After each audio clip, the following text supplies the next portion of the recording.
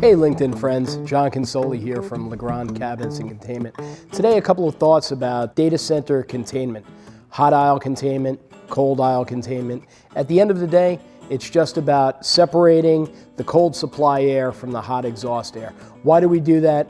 To drive efficiency in the data center, to reduce the energy costs, and also to protect the life cycle of the equipment that's inside the cabinet. Before we even talk about containment, I want to talk about cabinets being containment friendly. That's a phrase that I think I made it up. If not, I'm going to take credit for it anyway.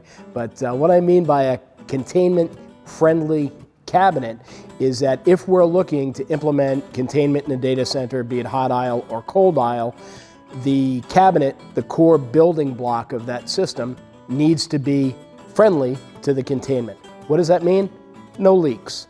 A fully welded, high quality, sealed enclosure that's not going to allow short cycling or seepage of air back into a contained area. So number one, when you start to think about containment, whether the approach is hot aisle or cold aisle, my thoughts are you always need to focus on what's the core building block, what cabinet am I building this structure around?